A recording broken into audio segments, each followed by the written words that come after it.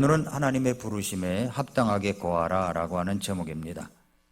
고린도 교회 성도들 중에는 신분과 상태로 인해서, 그러니까 신분은 이제 종이냐 자유인이냐, 또 상태는 할례받았느냐 무할례자냐, 이것을 인해서 혼란을 겪는 사람들이 많았던 것 같습니다. 그래서 바울은 이들에게 뭐라고 얘기하냐면 신분보다 부르심에 집중하라고 이야기하는 겁니다. 부르심에 집중하라.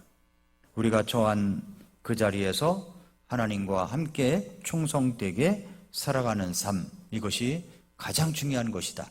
이것을 강조하고 있습니다. 그럼 먼저 이제 세 단락으로 우리가 이 말씀을 본다면, 첫 번째 단락에서 하나님은 각 사람을 그 자리에서 부르셨다는 겁니다. 오늘 17절 말씀에 보니까 그럼에도 하나님께서 각 사람에게, 여기 각 사람이라는 말이 중요해요. 각 사람에게 나누어 주신 대로 주께서 각 사람을 부르신 대로 그렇게 각 사람은 거를지니라. 내가 모든 교회에서 이렇게 할 것을 규정하니라. 여기 각 사람, 각 사람, 각 사람, 세 부분으로 나눠서 이야기를 하죠. 여기 보면은 우리는 더 나은 자리의 환상을 가질 수가 있습니다. 더 나은 자리에 환상을 갖느냐, 아니면 부르신 자리에 신실함을 갖고 있느냐.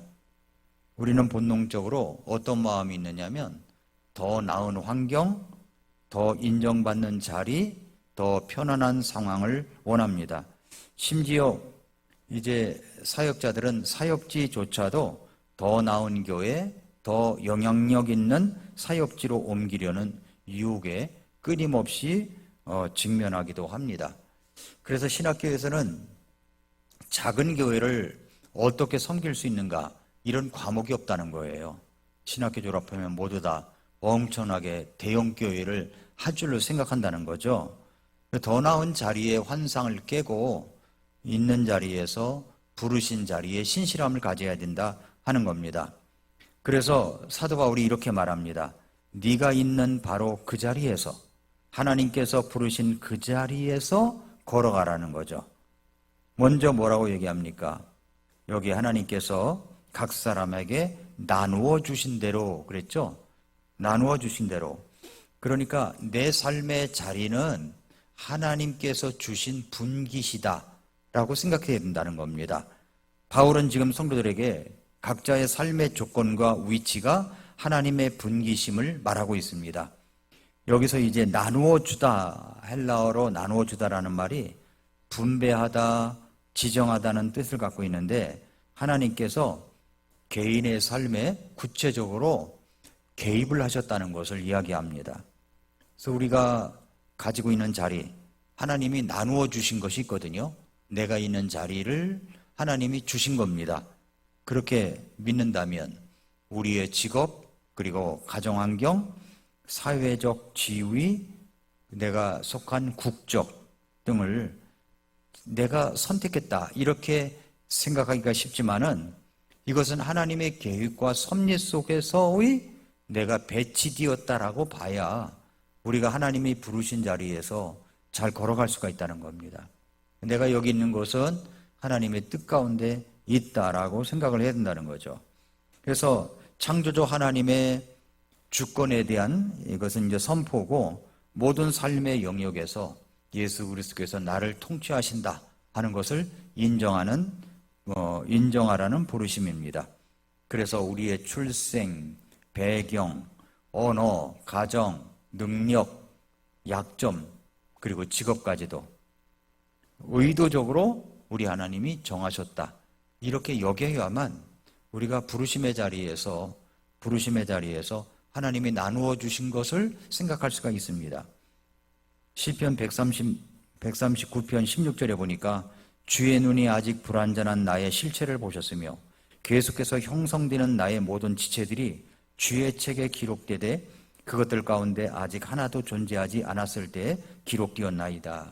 존재하지도 않았을 때에 기록되었다라고 얘기를 합니다. 그래서 하나님께서 주신 자리에서의 충성을 다해야 되는데, 오렌 위어스미 목사님이 이런 이야기를 했어요. 사역이라는 것은 하나님께서 당신을 지금 세워두신 그 자리에서 시작하는 것이다. 그러니까 더 나은 자리, 더 나은 위치 이렇게 생각하는 게 아니라 내가 서 있는 이 자리에서 하나님께서 맡기신 일을 시작해야 된다는 겁니다. 그래서 하나님께서는 각 사람에게 나누어 주신 것이 있는 겁니다. 나누어 주셨습니다. 그 다음에 주께서 각 사람을 부르신 대로 각 사람을 불러주셨어요. 나누어 주셨는데 불러주셨습니다. 그런데 이 부르심은 신분과 무관한 개인적 부르심입니다. 개인적 콜링이에요. 그래서 주께서 각 사람을 부르신 대로 그랬죠. 부르신 대로. 이 부르심이라는 말은 단순한 구원의 부르심을 뛰어넘어 가지고 삶의 소명, 사역의 방향성, 그리고 존재의 목적을 다 포함하는 겁니다. 바울은 고린도 교회 내에서 어떤 문제가 일어나냐면 유대인과 이방인, 종과 자유인, 남자와 여자 이렇게 갈라치기 하는 모습들이 그것이 문제시 되었습니다. 그래서 사회적 신분, 조건, 신분 이런 것들을 따져가지고 굉장히 혼란스러운 교회가 바로 고린도 교회였습니다. 그래서 사도 바울은 그런 사회적 신분이나 조건으로 부르신 것이 아니라 있는 그 자리에서 하나님이 부르심의 내용에 초점을 맞추고 따라와야 된다라고 말씀하고 있는 겁니다. 종이라도 그때는 이제 고린도라고 하는 도시에도 종이 굉장히 많았거든요. 근데 종이 많았는데 이 교회 안에 이제 구원받은 사람들이 모이면 상전도 있을 수 있고 종도 있을 수 있잖아요. 그러면 종은 교회 안에서 어떤 일을 하기가 위축될 거 아닙니까? 위축이 될 거 아니에요? 교회 우리 예를 들어서 대기업의 회장님이 우리 교회에 나온다. 그런데 거기에 말단 사원이 있어요. 그러면 교회에서 이렇게 활동을 할 때 그러면 좀 위축되지 않느냐 이거예요. 고린도 교회도 그랬습니다. 고린도 교회도 자유자도 있고 종도 있었다는 거죠. 그러니까 그런 거에 상관하지 않고 종이라도 사역자로 부르심을 받을 수가 있고 자유인이라도 주님의 종이 될 수가 있습니다. 어떤 사람은 가정주부예요. 어떤 사람은 직장인이에요. 어떤 사람은 사업가입니다. 어떤 사람은 이제 고난 가운데 있을 수도 있죠. 그래서 그 자리에서 주님이 부름을 받으면 주님의 일을 할 수가 있다는 겁니다. 어떤 일이든지 사역을 할 수 있다는 거죠. 하나님의 일을 할 수 있다는 겁니다. 바울은 지금 신분을 바꾸라가 아니에요. 네가 종이냐? 그럼 신분 바꿔서 주님의 일에 이게 아니라 종이면 종의 자리에서 부르심을 받은 그대로 주의 일을 하라. 그 말입니다. 그래서 신실하게 걸으라고 얘기합니다. 또 그렇게 각 사람은 걸을지니라 그랬죠. 걸을지니라. 신실한 순종은 조건이 아니라 태도입니다. 그래서 걸어가다라는 말은 이게 전체적 방향성을 두고 얘기하는 겁니다. 걸어가는데 방향을 어디다 두느냐는 거죠. 즉 바울은 우리가 처한 자리에서 부르심에 따라 걸어가야 할 책임을 강조하고 있는 겁니다. 그래서 바울은 신분의 변화 자체를 문제 삼는 게 아니에요. 종이냐 자유자냐, 할례 받았느냐 안 받았느냐, 이건 문제도 되지 않아요. 신분 변화가 거룩한 삶의 본질을 바꾸지 않는다는 점을 여기서 분명히 하고 있습니다. 우리는 흔히 지금은 준비기간이고 이 자리는 그냥 임시로 있는 거고 이렇게 생각하기가 쉬운데 하나님은 네가 있는 그 자리에서 내가 하나님의 일을 해야 되겠구나 하면 그 자리에서 걸어가라는 거죠. 걸어가라. 내가 거기서 너를 불렀다는 거예요. 너를 불렀다. 내가 맘 내키면 하고 안 내키면 안 하고 이게 아니라는 거예요. 하나님이 부르셨다는 겁니다. 우리는 종종 환경을 바꾸면 신앙이 좀 더 좋아지겠지라고 착각하지만 지금보다 좀 더 잘 살면 내가 신앙이 더 좋아지겠지. 지금부터 돈을 조금 더 많이 모으면 신앙이 더 좋아지겠지 라고 생각할 수 있겠지만 절대 그렇지 않습니다. 오히려 돈을 많이 벌고 신분이 높아지고 좋은 집으로 이사가고 좋은 자동차를 타고 좋은 신분을 갖게 되면 신앙생활을 더 느슨하게 할 가능성이 더 많습니다. 그러니까 우리는 하나님의 뜻은 지금 있는 그 자리에서 어떤 신분이든지 어떤 상태든지 하나님의 부르심의 일을 확실히 하라. 그러면서 이런 말을 해요. 내가 모든 교회에서 이렇게 할 것을 규정하노라. 규정한다는 거죠. 고린도 교회뿐만 아니라 모든 교회, 우리 교회 포함해서 다 똑같다는 겁니다. 동일하게 명령하는 거예요. 이는 이 진리가 시대적으로, 문화적으로 또 신분적 조건을 초월하는 보편적 진리구나 라고 하는 것을 알 수가 있습니다. 예나 지금이나 성도는 주어진 자리에서 하나님의 뜻을 분별하고 살아가야 됩니다. 그래서 사도적 권위를 통해서 사도 바울은 복음에 합당한 삶의 기준을 전 교회에 동일하게 선포하고 있는 겁니다. 모든 교회에 똑같이 이제 규정한다고 이야기를 하고 있는 겁니다. 자, 그러면 이제 우리는 이렇게 생각해 봐야 되겠죠?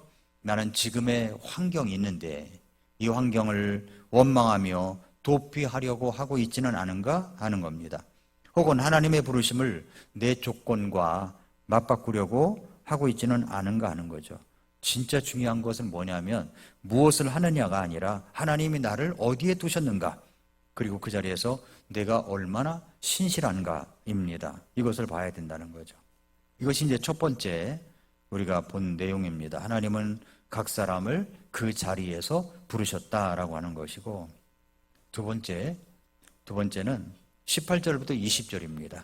성경을 한번 보세요. 외적 신분이 아닌 하나님의 명령을 지키는 것이 중요하다, 이야기를 하고 있어요. 18절, 어떤 사람이 할례 받은 상태에서 부르심을 받았느냐? 자, 할례 받았다 안 받았다 이게 나와요.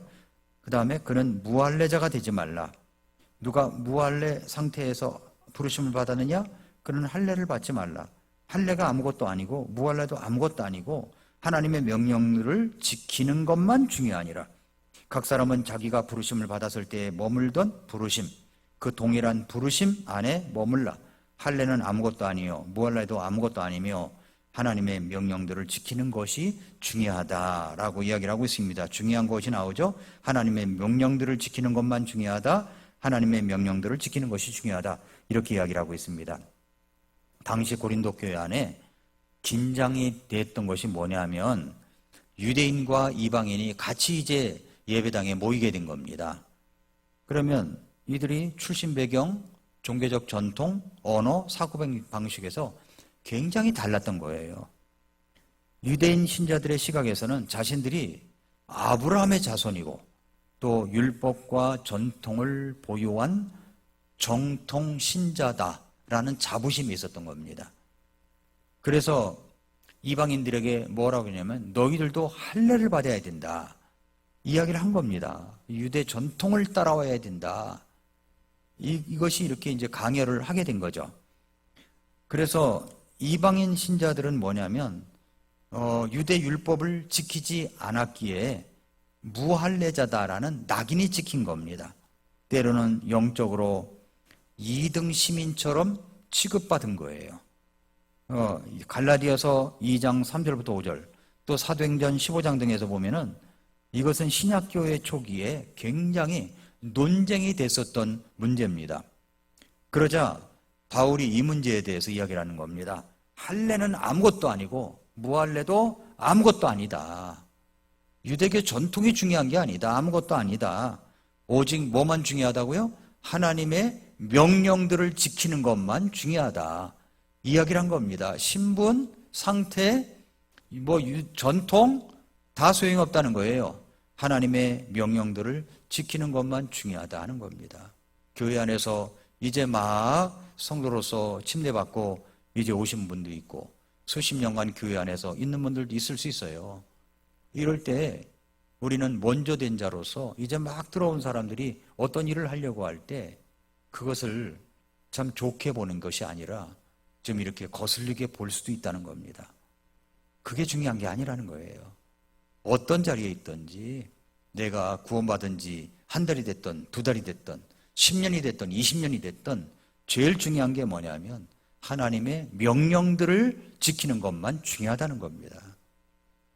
그래서 뭐라고 얘기하냐면은 외적 신분은 복음과 아무 관련이 없다는 겁니다. 할래 뭐 할래 아무 관련이 없다는 겁니다. 바울은 당시에 유대주의자들의 주장과는 달리 신분이나 의식 또 배경이 복음의 본질을 결정하는 게 아니다. 그러면서 할례자는 또 할례 받으려고 하지 말고 무할례자는 할례 받으려고 하지 말고 할례자는 무할례자가 되지 말고 무할례자는 할례자가 되지 말고 중요한 것은 뭐냐면 하나님의 말씀을 지키는 것만 중요하다. 그 이야기를 하고 있습니다. 할례 받지 말라는 거예요. 그거 중요한 것이 아니기 때문에. 구원의 기준은 혈통도 아니고 전통도 아닙니다. 신앙의 핵심은 형식이 아니라 순종이라는 것, 순종. 하나님의 말씀, 명령에 순종하는 것. 이게 가장 중요하다는 겁니다. 그래서 우리 교회 안에서도 마찬가지로 이제 우리 한국은 이 계급사회라. 교회 안에 와서도 계급이 있어야만 내가 신앙생활을 잘하는 줄 알아요. 그래서 일반 기성교회 같은 경우는 뭐 가면은 서리 집사, 뭐 집사에다 안수 집사에다가 장로까지 가고 뭐 권찰, 권사 굉장히 많잖아요. 이게 직분들이 그 정도 직급이 올라가면 아 내가 신앙생활 제대로 했구나 생각이 들고 그렇지 아니하면 못했구나 이렇게 생각하고 있다는 겁니다. 그래서 뭐 거기는 장로를 선거로 뽑나 보죠. 선거로 뽑는데 뭐 이렇게 놓고서 떨어뜨린다는 겁니다. 뭐 한 사람 뽑는다 그러면 두 사람 놓고 떨어뜨려요. 한 사람을 떨어뜨려요. 두 번 떨어져 가지고 더 이상 교회에 있을 수 없어서 교회를 나가버리는 사태도 벌어지고 이런 일이 있다는 거죠. 그러니까 이게 계급사회의 의식입니다. 근데 교회 안에서는 계급이 아니에요. 계급이 아니에요. 계급이 없어요. 집사 그러면 일꾼이라는 말이에요. 일꾼. 더 앞장서서 일해야 될 분들. 교회 운영을 하는 데 있어서 운영위원회와 같은 사람들. 이라는 거죠. 물론 아무나 집사 세우지 않죠. 자격이 있어야 되겠죠. 그러나 그것이 신분을 말하는 것은 아니라는 겁니다.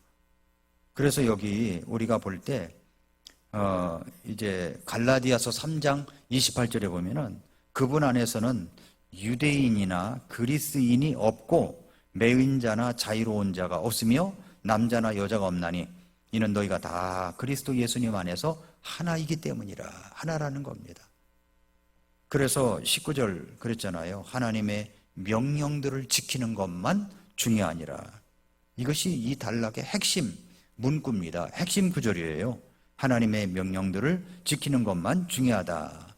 명령들은 율법 전체를 말하는 게 아니라 예수 그리스도를 통해서 주어진 새 언약 아래의 도덕적 명령과 삶의 원칙을 말하는 겁니다.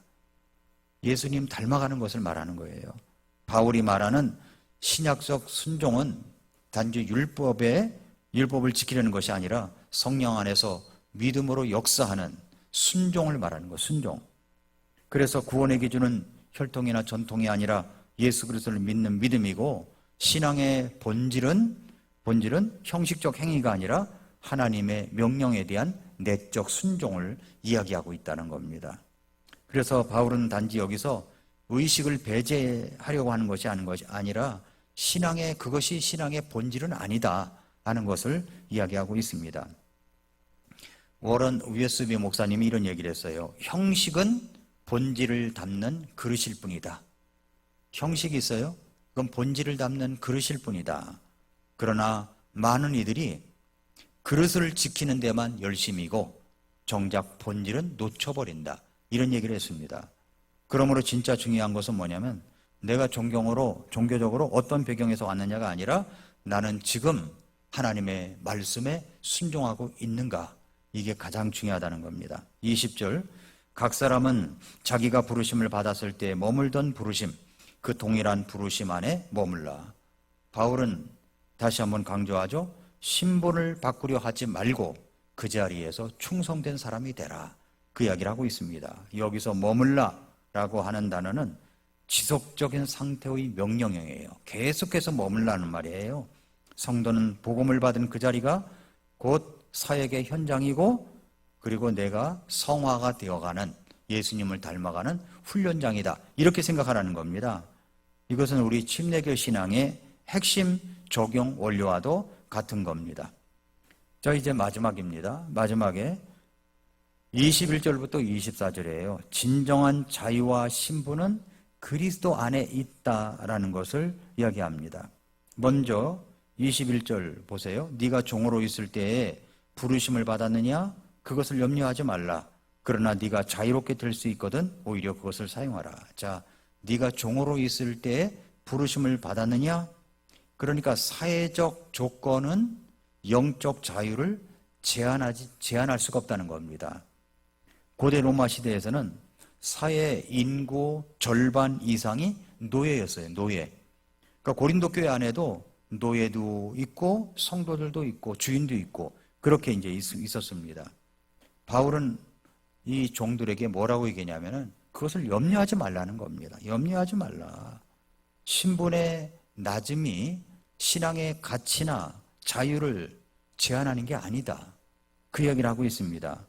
여기서 종이라는 말은 둘루스라는 헬라어인데 본질적으로 노예, 소유된 자를 뜻합니다. 그러니까 바울은 이어서 말하기를 자유롭게 될 수 있거든 네가 그것을 사용하라. 현실적으로 자유를 얻을 기회가 있다면 그렇게 하라는 거죠. 그러나 그것이 우선순위가 되어서는 안 된다는 뜻입니다. 이 땅에서의 조건은 일시적이고 참된 신분은 그리스도 안에 있는 영적 정체성이다. 그 얘기를 하고 있고요. 그 다음에 22절을 보면은 주 안에서 부르심을 받은 자는 종이라도 주께 속한 자유인이요 그와 같이 자유인으로 있을 때 부르심을 받은 자도 그리스도의 종이니라. 이것은 그리스도 안에서 역설적 신분을 이야기합니다. 자, 세상에서의 신분은 종으로 불렀어요. 그리스도 안에서의 신분은 주의 자유인입니다. 세상에서의 신분은 자유인이에요. 그리스도 안에서의 신분은 그리스도의 종이 되는 겁니다. 그리스도의 종. 이게 역설적이죠? 자유인의 경우는 아무도 얽매이지 않는 위치에 있지만 이제는 종이 되라는 말이에요. 종이 되라. 얽매인 게 없어요. 자기는 종이 아니야. 그런데 이제는 종이 되라고 이야기를 합니다. 종 하면은 노예라는 것을 각인이 됐을 때 어떤 상태인지 알거든요. 자유인이냐? 그럼 종이 되라고 얘기를 해요. 어떤 종이에요? 그리스도의 종이 되라고 얘기를 합니다. 종의 경우는 세상적으로는 속박되었지만은 주 안에서는 진정한 자유인이다. 이 생각을 갖고 누리는 사람이 되라고 이야기를 합니다. 여기서 말하는 자유는 영적 자유를 말하겠죠? 그래서 23절에 보니까 주께서 값을 치르고 너희를 사셨으니 너희는 사람들의 종이 되지 말라. 우리가 어떤 사람이냐? 네가 종이 됐든 뭐 자유인이든 상관하지 아니하고 값을 치르고 산 자들이라는 겁니다. 신분을 바꾼 것은 바로 예수 그리스도의 희생 때문입니다. 이미 고린도전서 6장 20절에서도 똑같은 표현을 했죠. 너희 몸과 너희 영이 하나님께 속한 줄을 알라고 그랬죠. 값을 치르고 산 자라는 표현은 구속의 개념이에요. 구속됐다는 거죠. 예수님께서 십자가에서 핏값을 지불하시고 우리를 노예 상태에서 해방시키셨다는 선언입니다. 그래서 베드로전서 1장 18절과 19절을 보면은 너희가 아는 바와 같이 너희 조상들로부터 전통으로 물려받은 너희의 헛된 행실에서 너희가 구속받은 것은 은이나 금같이 썩을 것들로 된 것이 아니요 흠도 없고 점도 없는 어린 양의 피 같은 그리스도의 보배로운 피로 된 것이니라 라고 말씀하고 있습니다. 그러므로 우리는 더 이상 사람들의 종이 아닙니다. 종이 아니에요. 세상의 시스템, 어떤 기대, 평가, 지위, 명예 그 모든 것으로부터 자유하게 된 사람들입니다. 그래서 이제 하나님과 함께 거하라. 신분보다 중요한 것은 뭐냐면 누구와 함께 있는가가 더 중요한 겁니다. 누구와 함께 있는가. 24절 형제들아 각 사람은 자기의 부르심을 받은 때의 상태 그 상태에서 하나님과 함께 머물라. 하나님과 함께 머물라.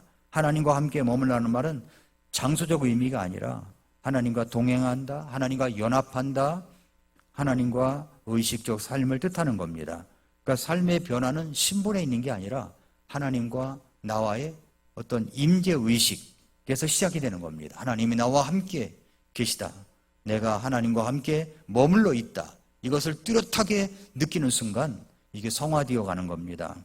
종이든 자유인이든 부자든 가난한 자든 중요한 것은 하나님과 함께 그 자리에서 살아내는 것입니다. 그렇다면 나는 지금 어떤 신분, 어떤 조건에서 하나님을 섬기고 있습니까? 내 정체성은 세상의 기준에서 정의되고 있습니까? 그리스도 안에서 재정의 되고 있습니까? 어디에다 더 우리의 의식을 둬야 되죠? 나는 혹시 사람들의 종처럼 살고 있지는 않습니까? 나의 중심은 하나님과 함께 머무르는 삶이 되어야 됩니다. 그래서 신분보다 중요한 것은 정체성과 동행입니다. 사도 바울은 고린도 교회 성도들이 외적인 신분 변화에 매이지 말고 하나님께서 주신 부르심의 자리에서 신실하게 살아갈 것을 권면하고 있습니다. 그래서 우리가 처한 상황이 어떠하든, 우리가 가진 배경이 어떠하든 우리는 하나님의 주권적 섭리 가운데서 주어진 분깃이 있습니다. 그래서 우리는 더 나은 환경을 꿈꾸며 현재를 불평하는 것이 아니라, 사람들의 인정과 평가에 매여 있는 것이 아니라 하나님과 함께 머무는 삶, 동행, 이것을 가장 첫 자리에 둬야 됩니다. 오늘 하나님과 하나님의 명령을 지키며 그분과 함께 머무는 삶이 가장 중요하다는 것을 말씀하고 있는데, 이 말씀대로 우리의 삶을 살아내는 저와 여러분들이 될 수 있기를 축복합니다. 기도하겠습니다.